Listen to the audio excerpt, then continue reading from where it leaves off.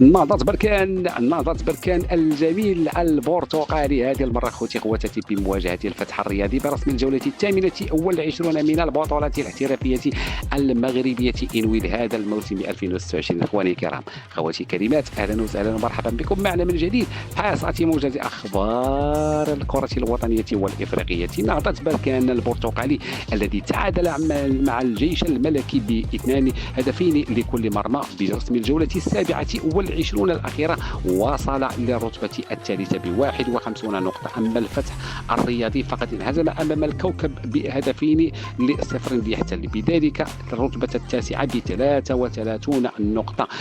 قبل الإتمام إخواني الكرام، إذا كنت جديد معنا في القناة اللي معنا خلي لنا الاشتراك ديالكم وكذلك تعليقاتكم المحفزة، ومحتاجين لايكات تفاعلا لقناتنا المتواضعة، لأننا نمر بواحد ظرف طارئ نتعرض لمجموعة من السينيال بسبب أننا ننتقد بعض المنتخبات المشاركة بكأس العالم للدول المجاورة. إذا اعتقونا أنتم بالبارتاج أو على الأقل باللايكات ديالكم والاشتراك ديالكم. إذا نهضة بركان نعطيكم قبل ذلك ترتيب 5 مراتب الأولى للبطولة لهذا الموسم.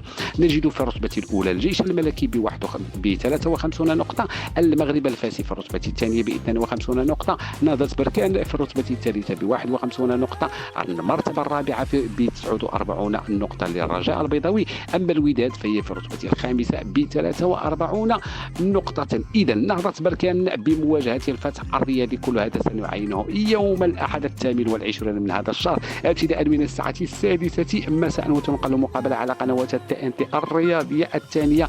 لم يبقى لي إلا أن أشكركم على وفائكم، دمتم في رعاية الله، إلى اللقاء.